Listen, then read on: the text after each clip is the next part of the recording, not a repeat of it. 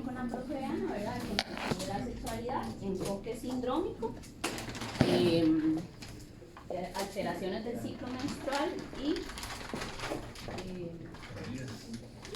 y la otra semana vamos a ver tecnología anticonceptiva y embarazo en la persona adolescente.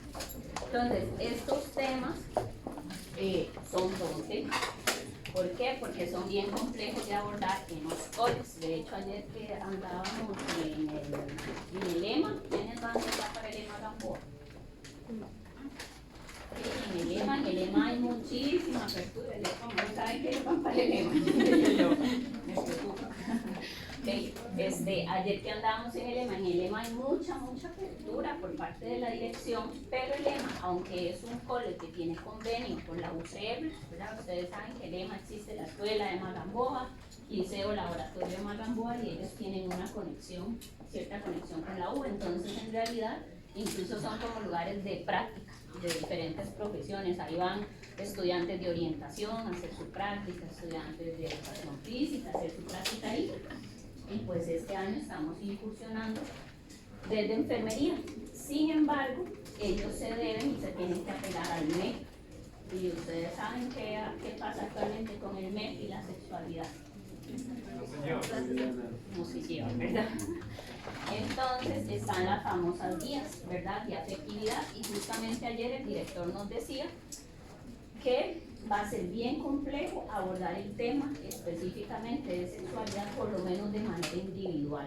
Todavía grupal, cuando es un taller, ¿verdad? Como que el MEP es más receptivo y en general, digamos que se logra sobrellevar y negociando mucho, pero de manera individual, no. De hecho, actualmente quienes tienen a cargo esa guía, nos explicaban, son los profes de ciencias, ¿verdad? Ellos son los que dan, y la guía va más orientada a las relaciones interpersonales, y cultura de paz, en realidad se llama así. Entonces, importantísimo, sí, pero se desvía bastante del tema que a nosotros nos importa, que es propiamente la parte de sexualidad. Entonces, por ahí, no solo con ese, de los que van al Liberty tienen la misma situación, porque el Liberty es cristocentrista, ¿verdad? Entonces, todo un tema, ¿verdad? Estos temas, y el de drogas en esa población, pero pues siempre se logra. Entonces, ¿por qué les digo todo esto? Porque si de por sí ya la temática es compleja, nos vamos a enfrentar a un contexto actual bastante complejo también para abordarla. Entonces vamos a tener que ser todavía más creativos, ¿verdad?, en cómo llegar ya a esta población. ¿Alguno ha escuchado en algún momento el enfoque sindrómico? ¿O ya lo han visto? ¿Enfoque sindrómico? ¿No lo han visto? Ok, ¿qué les dice la palabra enfoque sindrómico? Tal vez como un abordaje a partir del síntomas. Abordaje a partir de síntomas, muy bien. ¿Qué más?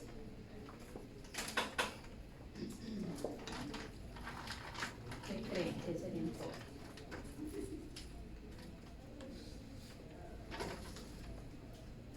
¿Qué creen que utiliza?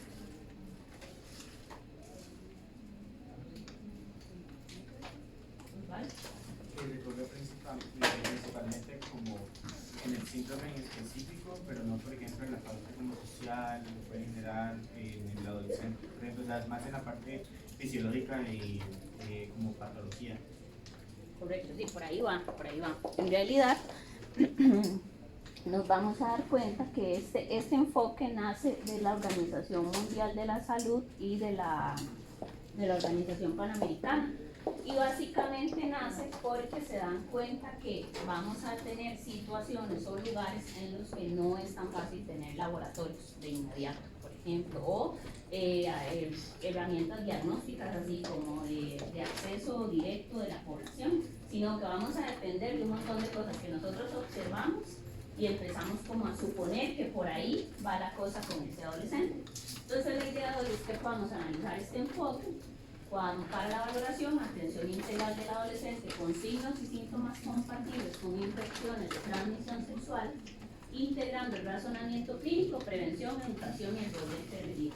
Entonces la idea es que podamos explicar el enfoque, reconocer esos síndromes, identificar esos signos y síntomas, aplicar algunos algoritmos de la valoración, identificar intervenciones e integrar todas esas estrategias. Entonces, el enfoque trabaja de hecho con algoritmos.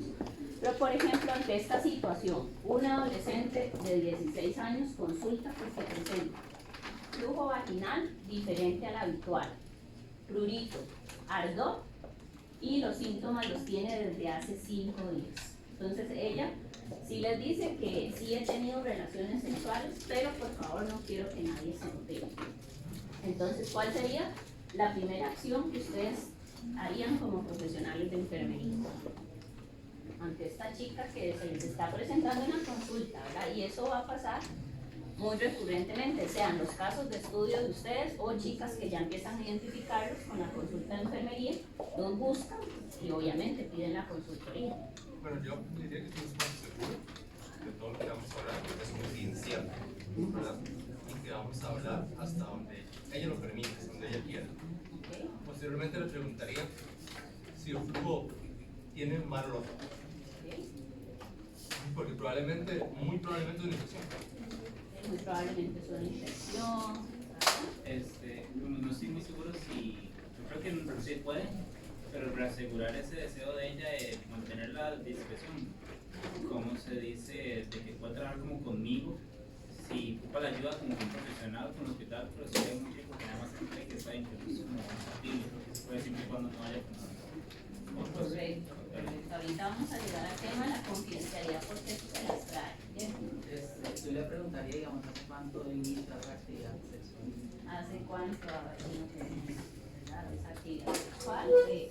Osvaldo, perdón, ahí la Ah, no, también justamente lo que había mencionado yo ahorita, no. Pero también como el recalcarle que mientras no sea algo que arriesgue su vida o la de alguien más, se va a mantener solo con mi persona o hasta donde sean mis capacidades como estudiante o como profesional de enfermería. Ya si no me corresponde, entonces se puede derivar, igual el profesional va a mantener esa línea de respeto. Preguntaría primero, bueno, si le arde el orinar también, el color de la orina y más o menos cómo se ha estado sintiendo ella emocionalmente respecto a eso. Perfecto. Entonces vean que ahí vamos más allá, porque normalmente, ¿qué pasa con este tipo de situaciones? Que desde el estigma lo primero que decimos es una ITS, ¿verdad? Y no necesariamente, ¿verdad? Hay situaciones que pueden ser vaginosis bacteriana, una candidiasis, y no necesariamente, ¿verdad? Es una ITS como tal, pero se estigmatiza desde un inicio. ¿Qué pasa con la confidencialidad? Recuerden que la confidencialidad es muy importante y con el adolescente eso o lo perdemos o lo ganamos desde el inicio. Solamente que sí nos regimos bajo un marco normativo, ¿verdad? Y un tema ya también legal en el cual nosotros tenemos que dejarle claro a esa chica o a ese chico que siempre que no sea una situación que vaya en contra de su seguridad, de su propia, digamos, vida, nosotros tendríamos que reportarlo, ¿verdad? Mientras no sea algo grave, lo podemos mantener con nosotros y activar los debidos protocolos. A veces pasa mucho, por ejemplo, que lo que se activa, recuerden que como ustedes están instaurados en COLE, nosotros respondemos a sus COLES. Los COLES tienen sus propios protocolos y los COLES activan protocolos para todo, ¿verdad? En el EMA nos decían ayer que un día de esto llegaron y tuvieron que hacer como requisa, sorpresa en el portón con el OIJ y todo, y son protocolos que ellos activan si se encuentra alguna sustancia en el cole o si hay un vapeador guardado en el tanque sanitario, ¿verdad?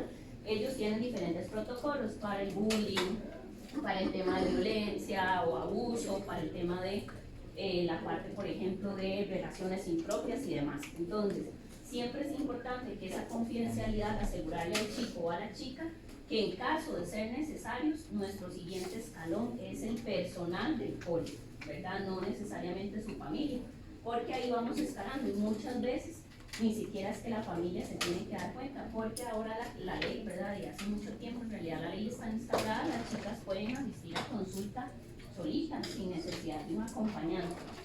¿Qué pasa y se respeten todos los centros de salud? No.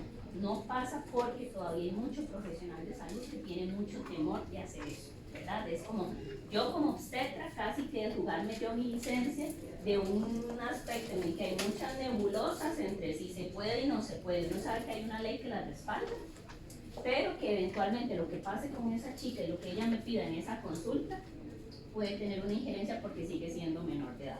Entonces eso es lo que pasa, que muchos profesionales todavía se mantienen como al margen, ¿verdad? Y no lo hacen, lo niegan, o básicamente lo que le dicen a la chica es, tiene que venir con su responsable, ¿verdad? Si quiere la inserción del DIU o si quiere el Inflanon, tiene que venir con su papá o con su mamá, y ya eso, ¿verdad? Frena un montón de cosas.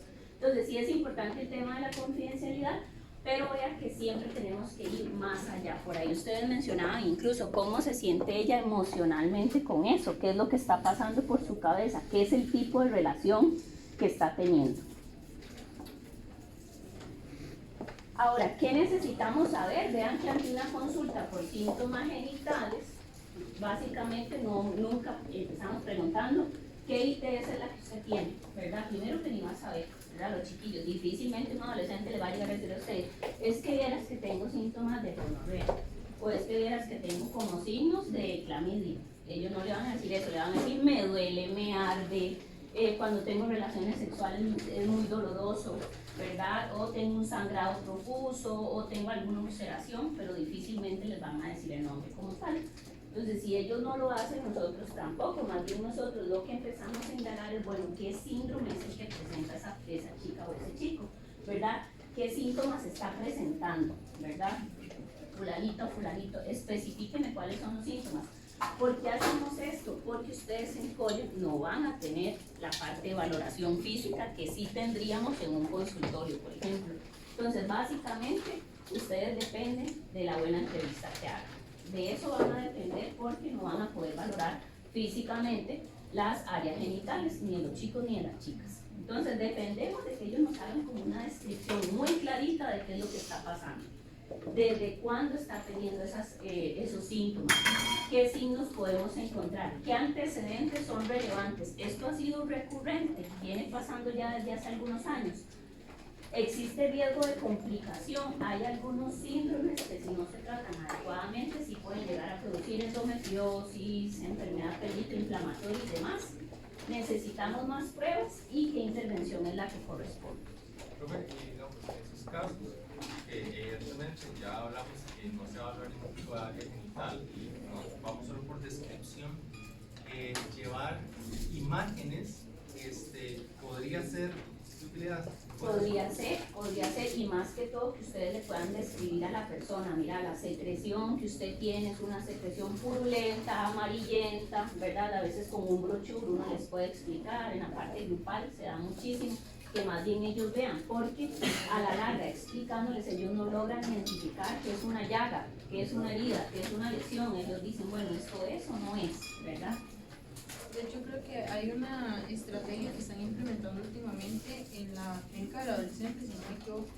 Es como un álbum, por así decirlo. Entonces, por ejemplo, si usted presenta algún síntoma o algo así, entonces en el álbum le piden que usted vea las fotografías de los, por ejemplo, hay flujos y demás. Entonces usted puede señalar como de que, ay, es así y es así. Entonces es como mucho más fácil para ellos escribirlo con respecto a las imágenes. Exacto, yo siempre les digo que es como darles a ellos el test de Tanner, ¿verdad? Y que ellos más llegan como una identificación de este es el estadio o esta es la situación en la que me encuentro en este momento, para que ellos logren identificar bien. Aunado a esto, hay algunos síndromes que va a ser un poquitito más difícil identificarlos porque ¿con cuál población estamos trabajando? Con la población adolescente. ¿Y qué está pasando a nivel hormonal en esa población adolescente? Muchos cambios, un descontrol total. Entonces, un flujo puede ser que, bueno, que viene pasando la menarquia, que ya más bien está empezando con los ciclos ovulatorios y demás. Entonces, en realidad, por eso es que hay que guiarles bastante. Entonces, ¿qué es una ITS?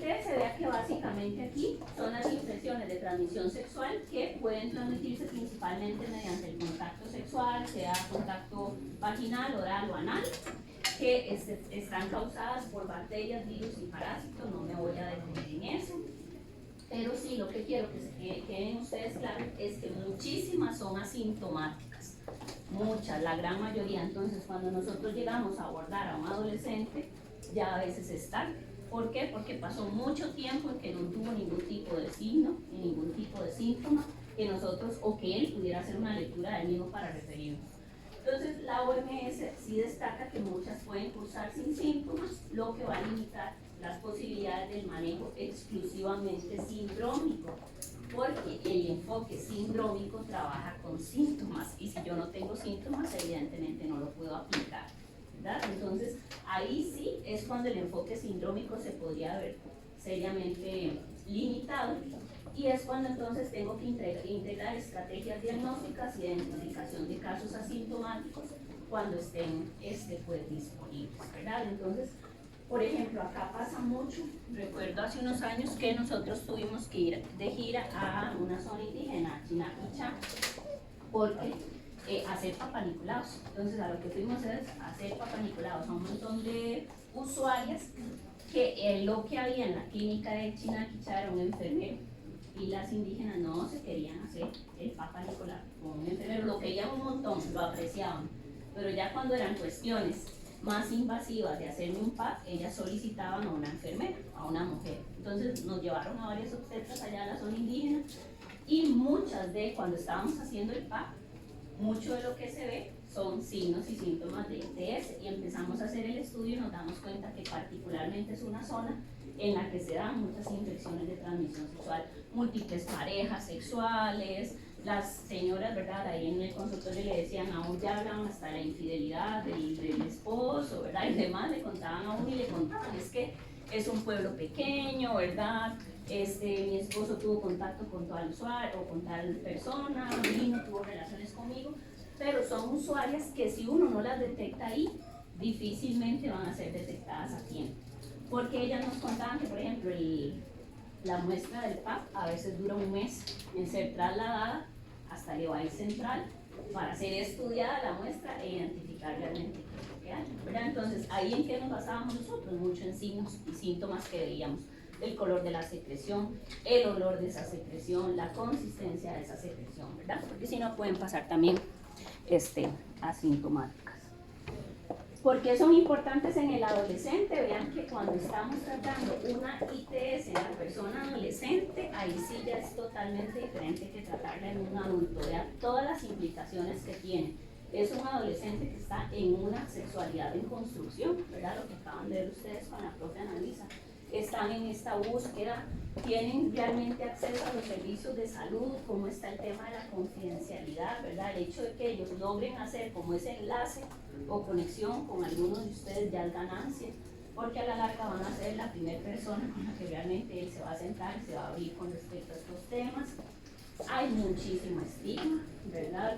Hay la comunicación, ¿verdad? Varía mucho. Hay una negociación del uso de condón, ahí se ven mucho las relaciones de poder, ¿verdad? Entonces, cuando empezamos a indagar con esa chica adolescente que nos dice, es que no uso condón, bueno, ¿por qué no usas condón? ¿Verdad? Y entonces empezamos a indagar un poco más y dice, no tengo posibilidad de negociar el uso del condón. A mi pareja no le gusta que usemos condón, entonces yo no lo uso, ¿verdad? Entonces ahí incluso esta parte de la negociación, ¿realmente tiene esa posibilidad de negociar o más bien está en una situación de coerción y de poder en la que ni siquiera tiene esa posibilidad? Hay violencia sexual, se puede ver involucrado el consumo de sustancias, podríamos incluso estar hablando de posibilidades de embarazo, la parte de la salud mental, porque son muy estigmatizados, ¿verdad? Entonces, igual en los coles pasa mucho que pasa algo y ya todo el cole supo que pasó eso, ¿verdad? Entonces, ayer nos decían justamente sobre el tema de drogas, ¿verdad? Aunque son muy estrictos con activar los procesos penales y demás. Entonces, le pasó a uno y básicamente los demás quedan como advertidos y ya lo piensan dos veces, pero así se corren otro montón de rumores. Entonces, sí es importante, ¿verdad? Les afecta muchísimo esa parte de salud sexual. Que es importantísimo antes de que apliquemos los algoritmos. Ahí atrás ustedes ven bien, yo veo la presentación borrosa, ¿sí la están viendo bien? Sí. Okay. Entonces, antes del algoritmo, que es importantísimo, la entrevista. Entonces, lo que también quiero que se lleven claro de hoy es que si bien el enfoque sindrómico trabaja con algoritmos, eso es solo una herramienta diagnóstica, es como complementario, ¿verdad? La que nos permite, nunca va a sustituir el juicio crítico. Pero yo creo que ya no alcanza para todos los capítulos, si quieres lo reparte ya después, lo que queda. Ah, ok. Quizá Fabián todavía, yo analizando cómo está la cosa. Ah, bueno, magnífico. No, pues No, ya se lo repartieron. Bueno, entonces, ¿qué es importante? Vean que es una herramienta diagnóstica. ¿Ok? Entonces, ¿qué pasa? Tenemos que enfocarnos en los síntomas que siente esa persona, desde cuándo lo siente y si ese síntoma ha empeorado con los días. Esas son como 3 preguntas claves, ¿verdad? Okay. ¿Qué realmente está sintiendo? ¿Dolor al orinar? Bueno, ¿desde cuándo siente ese dolor al orinar? ¿Desde hace 15 días? ¿Hace una semana?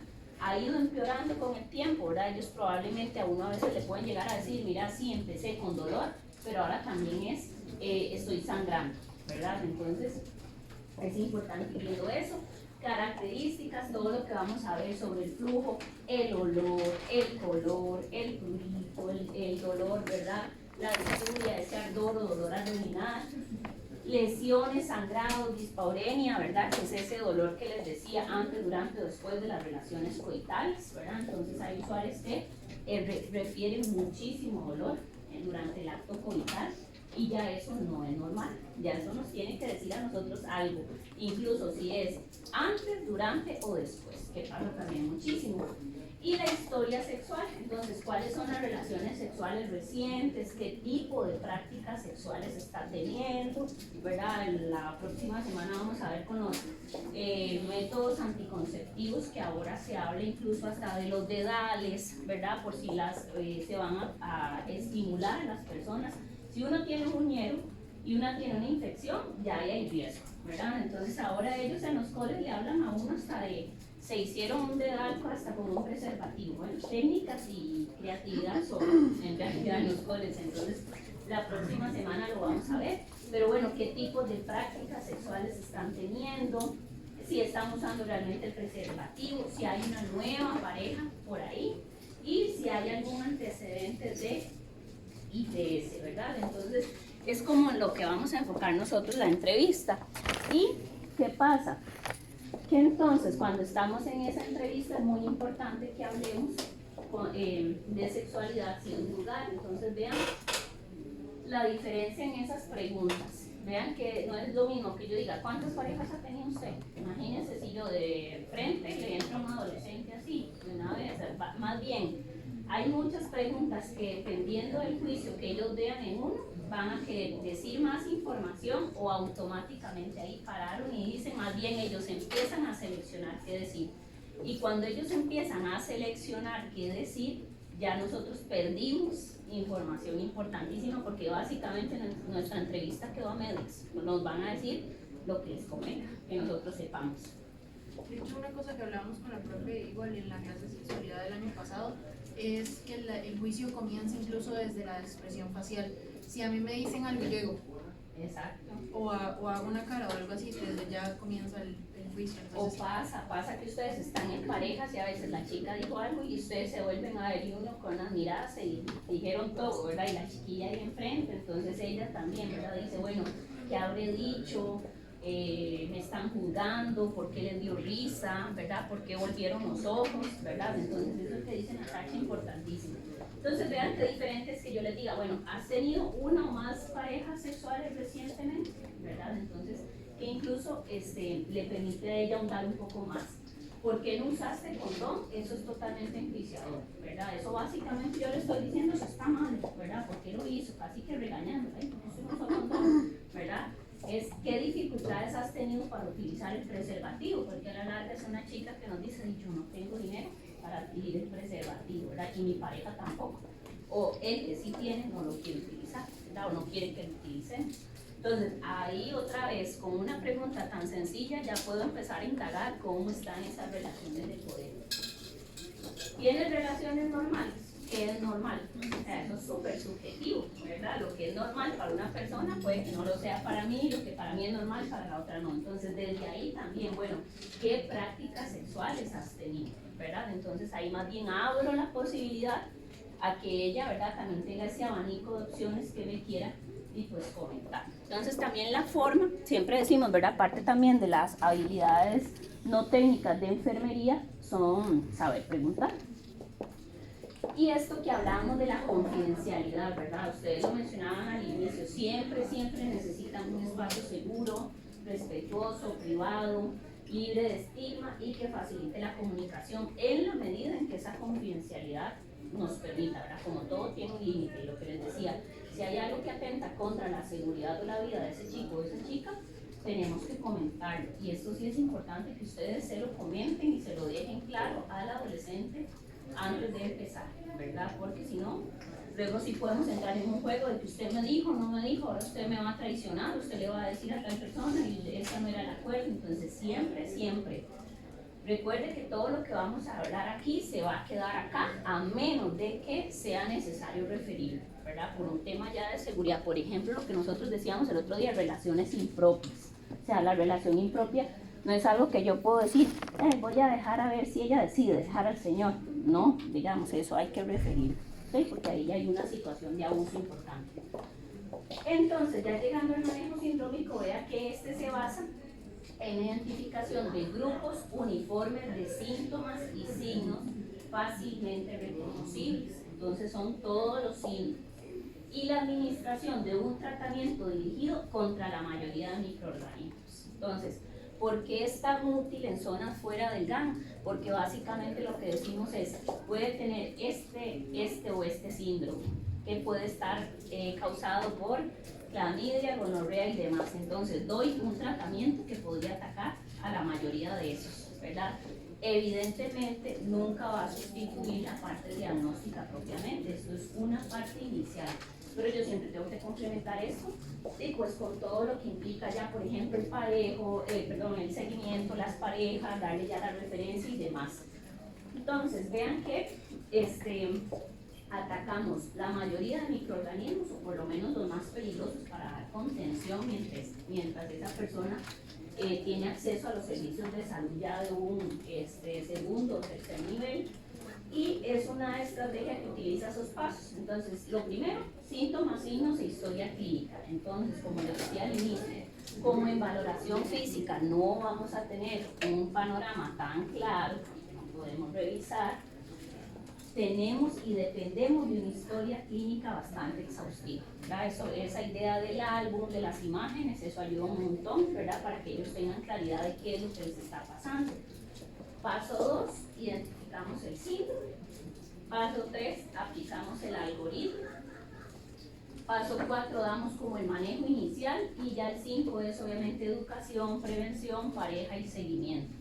¿Qué pasa con las ITS o el enfoque sindrómico? Que muchas veces se comete el error de que solo se trata a la persona afectada, al chico o a la chica que llegó a consulta, y nos olvidamos de que tal vez ese chico o esa chica tiene una o dos parejas, y esas tuvieron otras parejas y esas otras parejas. Entonces, por eso siempre es muy importante hacer como ese mapeo de parejas que ha tenido la persona recientemente, porque si ella tiene la infección, es muy probable que las demás también la tengan. Entonces, no hacemos nada tratando a una persona, ¿verdad?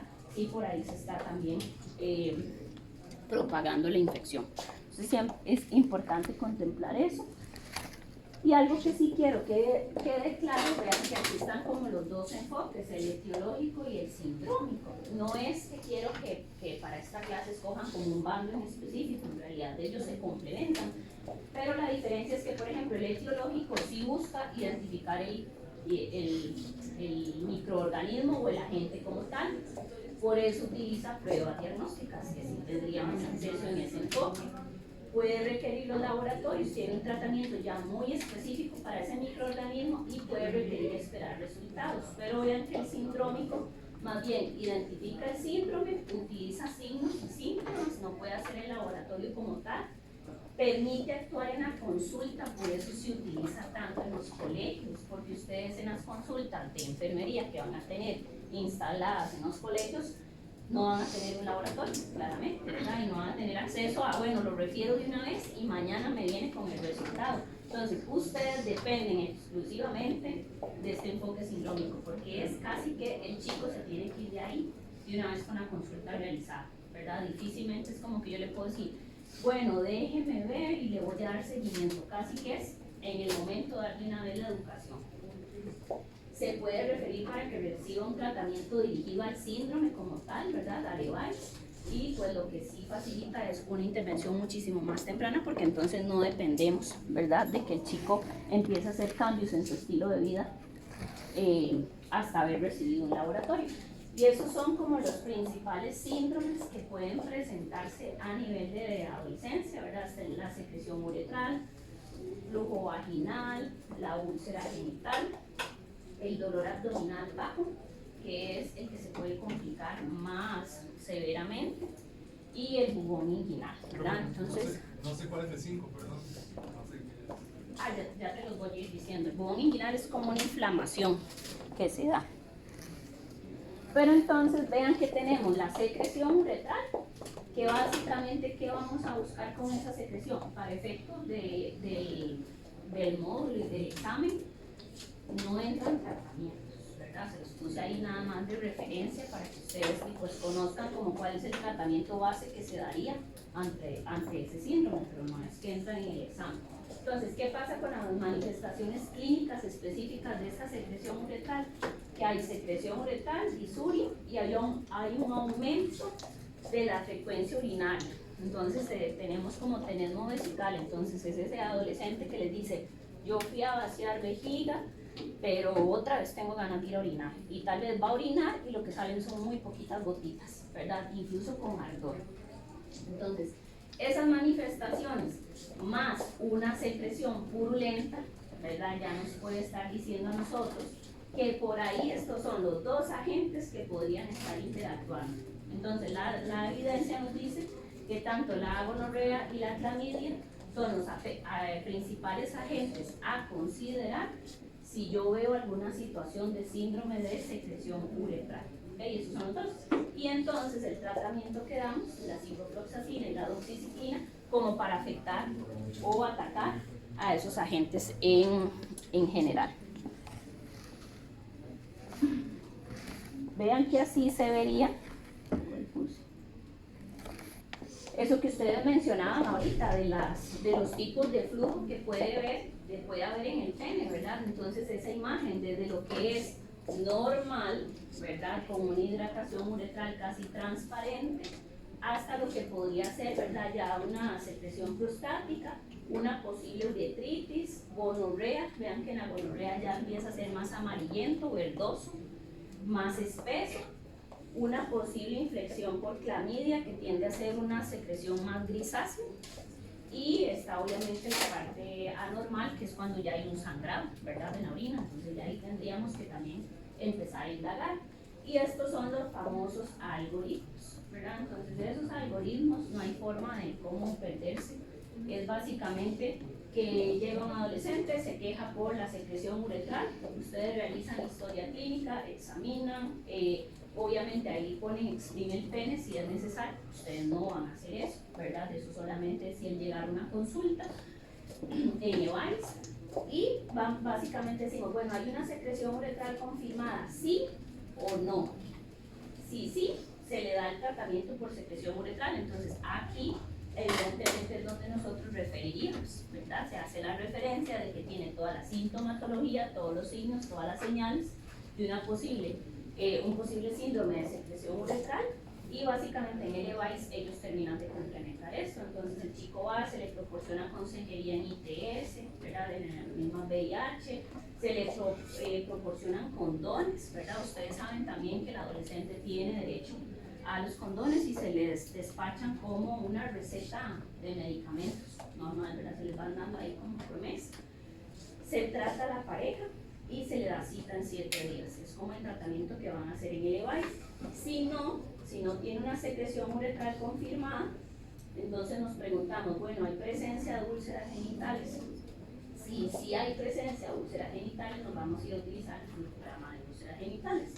Y si no, igual se le proporciona consejería y se propone, se le pueden promover, ¿verdad? O proporcionar condones. El enfoque de ustedes en cole va a estar más dado en dar consejería. Es decir, ya que ese chico llegó ahí con esa situación, no lo podemos dejar ir en blanco, ¿verdad? Por algo está ahí, por algo está haciendo esa consulta. Entonces, aunque tal vez no tiene la sintomatología, sí le deberíamos dar esa consejería en ITS, ¿verdad? Por lo menos en prácticas sexuales seguras, la parte de pues, las relaciones interpersonales, cómo se está manejando con su pareja, cómo se protegen, ¿verdad? Cuál es el tipo como de prácticas sexuales y demás. Entonces, vean que igual el llamado que hace la OMS es que a todas las personas con ITS se les debe ofrecer siempre la prueba de VIH, ¿verdad? Entonces ya también se nos pueden empezar a encender muchísimas alertas. Pero como ven, el algoritmo no tiene mayor dificultad, solamente es como de irlo aplicando. El segundo más común, ¿verdad? Obviamente en chicas es el flujo vaginal. Y vean que acá lo que vamos a tener es un aumento en la cantidad del flujo vaginal, por eso les decía que no me puedo quedar solamente con el aumento porque las chicas, las adolescentes por el cambio hormonal a veces producen más, a veces producen menos. Entonces, este por sí solito de manera aislada no me dice mucho, pero si ya hay un cambio de color, hay un cambio, el cambio de color principalmente amarillento, verdoso, grisáceo, si hay un cambio en el olor, mal olor, las chicas casi siempre, las adolescentes, lo que le refieren a uno es que es como un olor a pescado, siempre, siempre, y uno está haciendo los PAP y es imposible que a uno no le llegue el olor, o sea, uno lo identifica, es muy evidente. Entonces uno ahí, cuando inmediatamente identifica ese olor, casi que al usuario hay que decirle, ocupamos darle seguimiento, ¿verdad? Porque ahí hay algo que no corresponde con, no necesariamente, por ejemplo, el PAP, ustedes saben que es una prueba que por lo general hacemos para la detección de cáncer cervicuterino, pero que evidentemente, como estamos revisando todo el canal con el espéculo, vemos otro montón de cosas que nos ayuda a ver si hay llagas, cómo está la secreción, cómo está ese flujo.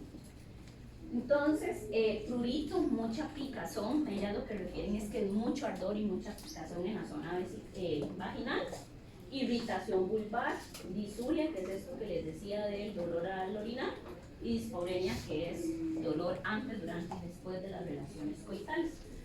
Entonces, ¿qué pasa? Que, como les decía, el flujo vaginal por sí solito no nos refiere automáticamente una ITS, puede ser una vaginosis, puede ser una candidiasis, ¿verdad? Que tienen otro tipo de tratamiento. Pero lo que sí se ha identificado es que estos son los tres principales agentes que la causan. Entonces ahí está tricomoniasis genital, gonorrea y clamidia. Entonces, por algo ustedes ven que los tratamientos van coincidiendo entre un síndrome. Entonces, a la larga, cuando yo doy tratamiento para un síndrome, estoy atacando como 2 o 3 al mismo tiempo, porque los agentes coinciden mucho unos entre otros. Aquí tal vez no se ve muy bien por la luz, pero ya cuando ustedes obviamente van a tener la presentación ahí en mediación, entonces ya ahí van a ver bien esa imagen. Y básicamente el algoritmo también, vean que entonces la chica llega con queja por secreción, realizamos el historial, examinamos a la persona hasta donde pues nos lo permita y entonces ya empezamos a hacer una serie de información, ¿verdad? Es menor de 18 años, vive sola, tiene vida sexual activa, ha tenido más de una pareja, ¿verdad? Ha tenido una pareja en los últimos 3 meses, ¿verdad? Y si va sumando todo eso, ¿verdad? Si la suma de los puntos es mayor o igual a 2, la evaluación de riesgos posibles. Entonces, igual vean que sí, la tratamos por vaginosis y cervicitis, proporcionamos consejería, promovemos el uso de condón y se le da cita en 7 días. Y si no, igual nosotros hasta donde llegaríamos sería en el cole hasta la parte de consejería. Y aquí están los flujos para que ustedes se hagan una idea. Vean que generalmente el flujito que es transparente o blanquecino es el que nosotros consideramos normal. El que es blanco y espeso, ¿verdad? Que ya hasta se puede ver como brumoso. De hecho, cuando uno lo ve en el espéculo, se ve brumoso. Literalmente esa es la palabra, ¿verdad? Es muy espeso y se ven como pelotitas. Entonces, eso puede sugerir una candidiasis. y se suele acompañar de mucha comezón. Cuando ya es amarillo verdoso puede indicar obviamente una infección, si es grisáceo, una vaginosis, si es ya con mal olor, ¿verdad? Requiere ya una valoración médica. Y también si es con sangre, ¿verdad? Fuera de la menstruación, obviamente, y pues también debe investigarse. ¿Por qué? Porque muchas veces cuando tenemos un flujo vaginal que está con sangre puede deberse a endometriosis, ¿verdad? Salpingitis, que son ya infecciones que superaron, ¿verdad? Y ascendieron ahí a nivel vaginal y llegaron hasta órganos internos, órganos reproductivos internos, entonces ya la infección es todavía más severa, ¿verdad? Incluso, ¿verdad? Uno cuando ve sospechas de sangre o manchados, ¿qué podríamos pensar en una adolescente? O sea, perdón, manchados de sangre. Manchados de sangre. Con heridas. Puede ser heridas, Está en etapa menstrual. etapa menstrual, pero este sangrado es fuera de la menstruación, ¿verdad? Es con sangre fuera de la menstruación, o sea, la chica no, ya todavía le falta para que le llegue el periodo, pero está sangrando. ¿Inicio de relaciones sexuales? Puede ser inicio de relaciones sexuales. Importantísimo. Un aborto. Amenaza de aborto, ¿verdad? Entonces, a la larga y tenemos que empezar a indagar, bueno, es una chica que si ya es sexualmente activa, evidentemente riesgo de embarazo, ¿verdad? Entonces, bueno, ¿cómo va esa gestación y demás, ¿verdad? Entonces, esos casos clínicos, vean que es, por ejemplo, estos son casos de la vida real. Alejandro de 17 años, que tuvo relaciones coitales hace 15 días, nos dice que tiene dolor y ardor abdominal, que está con una frecuencia de urinaria, ¿verdad? Que tiene muchas ganas de ir a orinar constantemente, aunque vaya hacia la vejiga, y que tiene una irritación en el glande. Entonces, ¿qué síndrome sería con eso que les está diciendo? O más bien, ¿qué otra información les falta?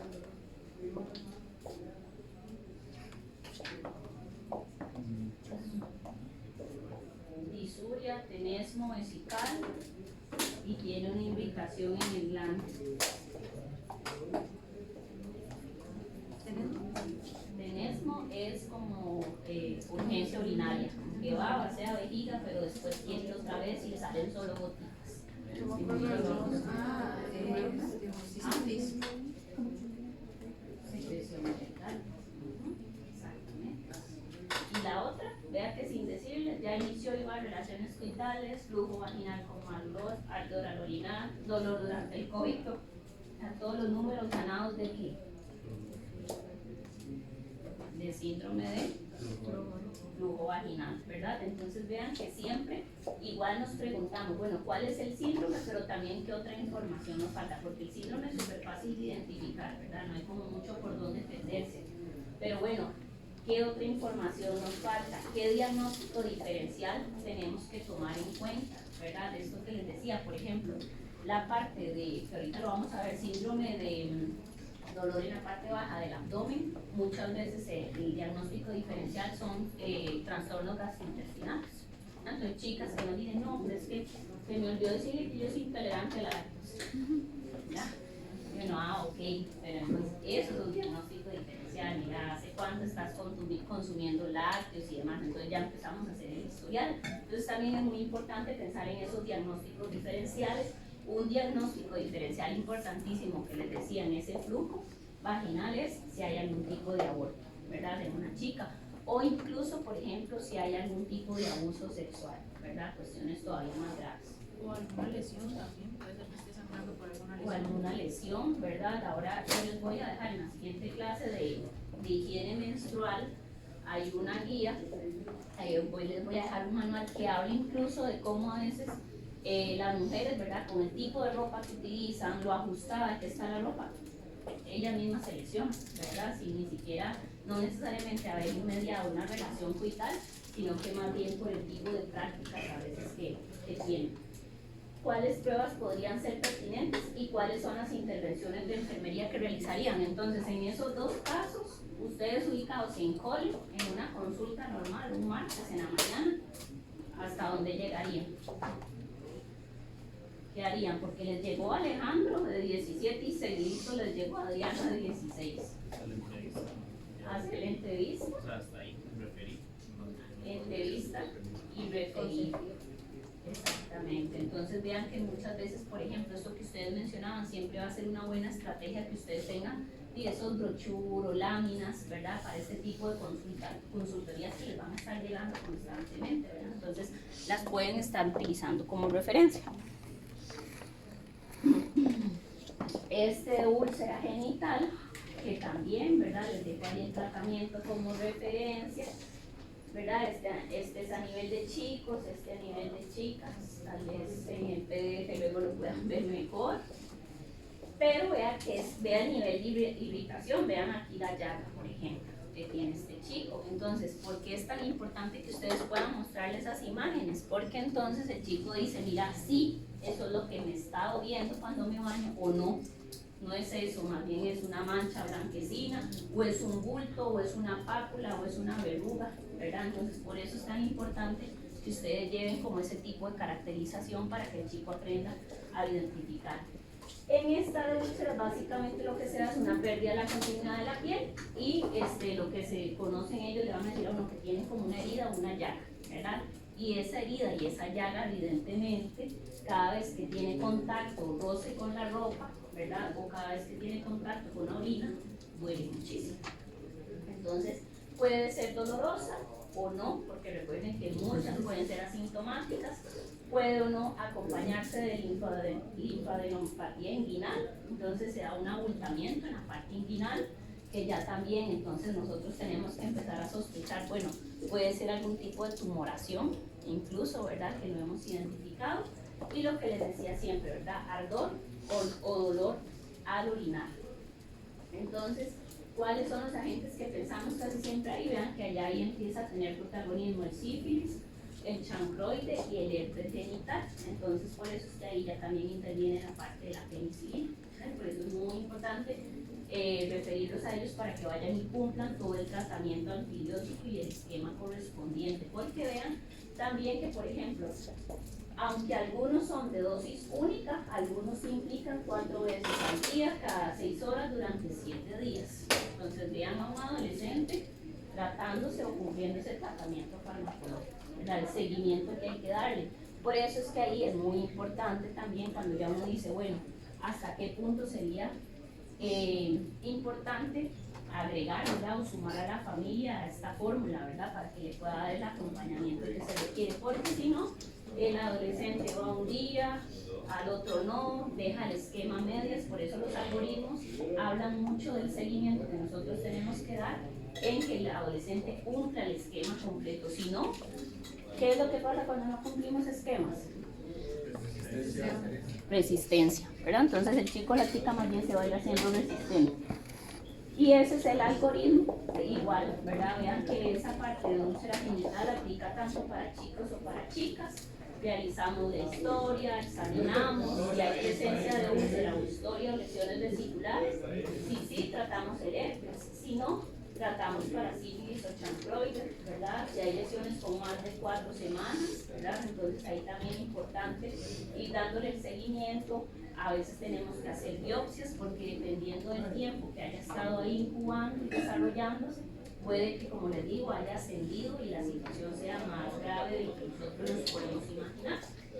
Entonces vean que muchas veces las intervenciones que se van a hacer a nivel de VICE va a ser igual, proporcionar los condones, porque siempre se va a favorecer. Si ya el chico o la chica es sexualmente activo, más bien la medida de contención nuestra iba a ser pues que entonces tengan prácticas coitales seguras, ¿verdad? Entonces se les quitan los condones, se ofrecen pruebas, se vacuna contra la hepatitis B si está disponible, se enfatiza mucho en la adherencia al tratamiento, tratar a la pareja y cita en 7 días. Entonces lo ideal es que ojalá esa chica pueda ir con su pareja lo más pronto posible, o por lo menos que le refiera que se tiene que ir a examinar, ¿verdad? Para que la persona también pueda empezar a recibir tratamiento lo más pronto posible.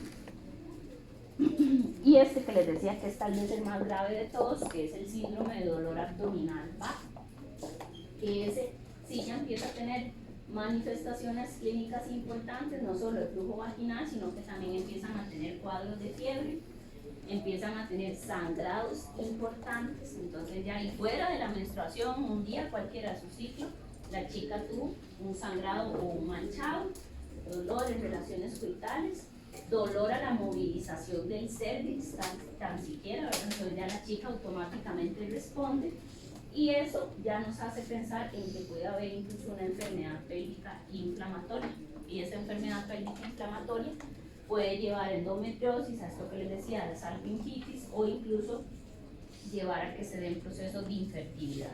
Entonces por eso es tan importante abordarlo a tiempo. Y aquí pues básicamente es gonorrea y clamidia los agentes más importantes, entonces el tratamiento y el esquema va a incluir de nuevo ciprofloxacina, doxiciclina y metronidazol. Entonces este es como de los que más cuidado hay que poner por todas las implicaciones y porque aquí cuando hablamos de una enfermedad pélvica inflamatoria hablamos de que esas bacterias que se encontraban a nivel vaginal ya ascendieron por ejemplo a útero, a ovarios, entonces toda esa zona está totalmente inflamada. Al estar totalmente inflamada, la chica puede llegar a generar ahí procesos de cicatrización importantes que luego impiden que se dé correctamente la implantación, por ejemplo, para una posible gestación. Entonces, por eso es que puede llevar fácilmente a la infertilidad. Ahí les dejo el esquemita, ¿verdad? Ya luego ustedes lo pueden revisar. Se los dejo de referencia porque, como les digo, esto es solo una herramienta, ¿verdad? El enfoque de ustedes tiene que ser complementario. Ok, aplico el algoritmo, pero la parte más rica que ustedes van a ir a dar ahí en los coles va a ser la parte de la consejería, ¿verdad? La educación, la prevención y seguimiento. Y este último, que es otro de los más comunes, que es la parte de el síndrome de tumefacción escrotal, que es obviamente en la parte de los chicos. Hay un edema o dolor en el escroto, hay un aumento del volumen ganglionar, hay posible supuración, no siempre se da como la secreción uretral, pero sí se puede llegar a presentar. Hay un aumento de temperatura, un dolor muy intenso, una inflamación y una cicatrización fibrosa. Entonces, esa cicatrización fibrosa lo que hace es que crea un bulto, ¿verdad? Y se da toda la tumefacción. Entonces, ni siquiera hay una irrigación adecuada. Igual gonorrea y clamidia y vean que el tratamiento es básicamente el mismo. Entonces, lo que sí van a referir los chicos es que es una inflamación importante, un bulto, básicamente, ¿verdad? Entonces, en un escenario ideal, en un EOIS, nosotros podríamos palpar ese bulto e identificar la zona exacta en la que se encuentra. Pero pues en estos contextos dependemos de lo que ellos realmente nos puedan decir. Y ahí les dejo ese algoritmo para que luego lo puedan pues, revisar.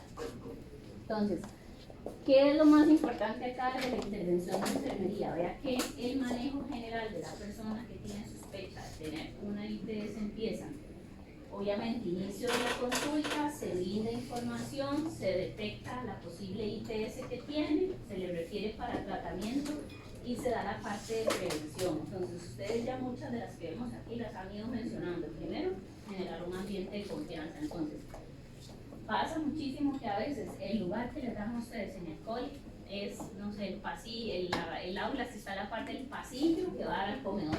Entonces, para todo el día, toda hora, gente pasando por allí y para acá. Entonces, a veces la medida que ustedes utilizan es cubrir los vidrios, ¿verdad? Con papel periódico para por lo menos dar esa privacidad. Entonces, sí es como importante que cuando vayan a hacer esta indagatoria con los profes, ¿verdad? Ustedes en ese recorrido que van a ir a hacer en ese día de inducción, puedan ir viendo con los profes cuál es el posible lugar. Cuando pueden escoger, a veces nos lo dan y es lo que toca, ¿verdad? Hay que acoplarse. Pero sí es importante que piensen en todo eso. Este lugar, qué tan frecuente, ¿verdad? Es que esté pasando la gente, es un pasillo que hay mucho movimiento, o más bien es un lugar totalmente aislado que nos sirve para esa parte de valoración. Siempre solicitar el permiso de la persona antes de preguntar sobre su conducta sexual, con muchísima más razón. Si de por sí siempre ocupamos tener permiso y el asentimiento de esa persona y el consentimiento de los papás, cuando es un tema de sexualidad, con muchísima más razón, ¿verdad? Entonces siempre es importante hacerle como una antesala, ¿verdad? En esta consulta vamos a estar abordando algunos temas sobre la parte de salud sexual y reproductiva. ¿Usted está de acuerdo se siente cómodo con eso, ¿verdad? Porque de ahí partimos Y dependiendo de la expresión que haga, ya uno sabe que la entrevista le va a quedar a uno a medias, ¿verdad? O que vamos a poder explorar bastante. Importante respetar la forma y el estilo de vida de esa persona, lo que ya vimos, ¿verdad? Con las preguntas que enjuician, ¿verdad? Los modos, las caras, ¿verdad? Los gestos, a veces hablan muchísimo de uno. Comentarle que la información proporcionada se maneja con confidencialidad según la normativa que ya vimos. A veces es importante esto que ustedes decían, ¿verdad? El glosario no solo de imágenes, sino a veces de términos, ¿verdad? A veces ellos ocupan como esa definición exacta o hasta ustedes mismos. Yo siempre les digo, a veces el glosario no es tanto para el adolescente, sino para uno, ¿verdad? Porque le dicen a uno, es que tal cosa, y uno dice, bueno, ¿y eso qué es? ¿Verdad? Me tengo que ir como al glosario porque ahora hay mucha diversidad, ahora hay muchas prácticas, ¿verdad? Coitales y sexuales. Hay un abanico de opciones, entonces uno también tiene que estarse como actualizando, revisando al respecto. Evitar preguntas guiadas que esperen una confirmación por parte de la persona, ¿verdad? Entonces eso es más como, pero entonces usted ha tenido relaciones coitales y eso así que le queda al adolescente, ¿verdad? O sí o no, ¿verdad? Entonces eso es una pregunta guiada, ¿verdad? Entonces más bien es, bueno, cuénteme un poquito de sus prácticas sexuales o coitales, ¿verdad? Eso abre, ¿verdad? De pregunta cerrada pasamos a pregunta abierta, que más bien le permite a él que se exprese más. Dar recomendaciones de acuerdo a la realidad y al contexto de cada persona. Esto que yo les decía, ¿verdad? No es factible que yo, allá en China, Quichá, le diga a las adolescentes de la zona indígena que entonces lo más pronto posible bajen a ponerse el Infranón. O sea, ¿bajo qué realidad? Si ellas, ¿verdad? Básicamente me pueden decir en qué realidad o utopía vive usted. Más bien yo tengo que trabajar con la realidad que ellas tienen. Bueno, aquí sí pueden tener acceso. Ustedes pueden estar viniendo a lugares a retirar condones, por ejemplo, femeninos o masculinos, ¿verdad? Dependiendo. Esa es como la realidad que les puedo ofrecer, ¿verdad? O información, estar educando, pero entonces siempre mucho desde la realidad, como les digo, hay chicos que le dicen a uno, ¿plata de dónde? Para comprar un condón. Entonces, en una consulta que yo llegué y le diga a un adolescente, bueno, y recuerde que entonces mejor pónganse de acuerdo usted y su pareja para que compren condones. Entonces, si el adolescente me dice, bueno, y si mi realidad es totalmente otra, entonces es importante eso. Proporcionar información clara, precisa, sencilla, siempre con un lenguaje claro para ellos, ¿verdad? Informar que las parejas deben recibir tratamiento, que aquí es donde por lo general más resistencia crean, ¿verdad? Porque entonces ellas, Dios libre, alguien se dé cuenta que yo tengo un síndrome y ahora tener que decirle a mi pareja que tal vez los dos tengamos un síndrome, eso crea muchísima resistencia, pero sí es importante como hacer hincapié.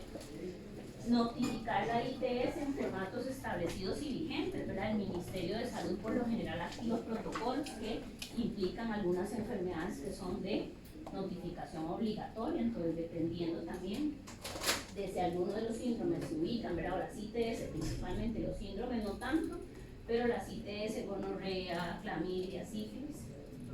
La parte de informar a las parejas sobre las infecciones, eso no estoy seguro, eso no es por ley también. Sí, la persona por ética, por moral, ¿verdad? Por todo debería, pero uno digamos que debería, no uno, o sea, no es como que yo pueda inmediatamente irme al cole y decirle, fulanito, es que yo he visto que se habla con fulanita, ¿verdad? Y fulanita llegó a mi consulta para, ¿verdad? Eso se rompe como toda la confidencialidad, pero sí es importante, digamos, como insistirle a la chica que idealmente traiga a su pareja o que le diga que se acerque a nosotros para que le hagamos cierta consultoría. Realizar la búsqueda activa de otros problemas relacionados, ¿verdad? Eso también es importante, digamos, como, bueno, ¿qué está pasando? Las relaciones impropias, la parte de abuso, la parte de relaciones de poder y canalizar a la persona a otros servicios de acuerdo a las necesidades detectadas. Entonces, como les decía, nosotros tenemos pues, un límite hasta el cual podemos llegar ahí a nivel de coles. Algunas preguntas que podríamos hacer, vean que básicamente el motivo, pues obviamente en preguntas generales, ¿verdad? Toda esta parte de nombre, edad, sexo, orientación sexual, si la quieren decir, identidad de género, estado civil, ocupación, ¿verdad?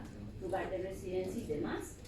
Pero principalmente, bueno, ¿qué molestias tienen? Esa es como en la que nosotros nos vamos a enfocar para efectos de nuestra consulta. ¿Cuándo iniciaron esas molestias? ¿Dónde tiene esas molestias? ¿Cuándo fue su última relación sexual sin protección? ¿Ha tenido sexo oral? ¿Ha sido tratado por alguna ITS antes?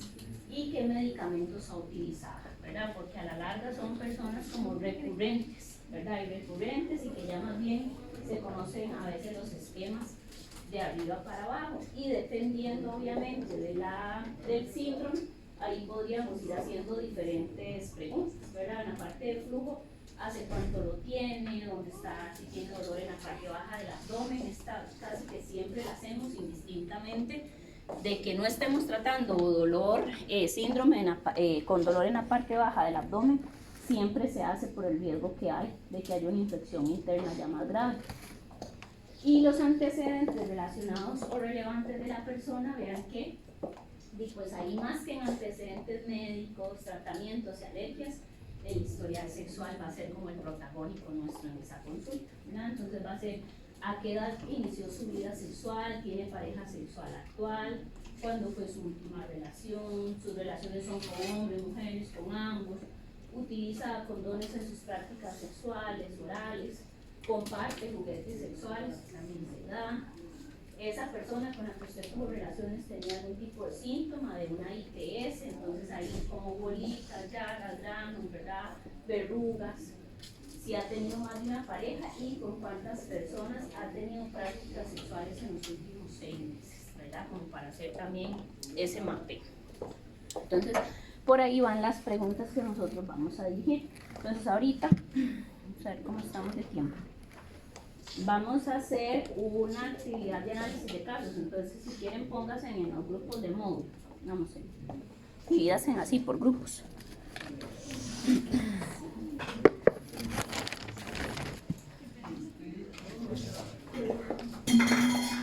Está el grupo 1. Se me olvidó que no me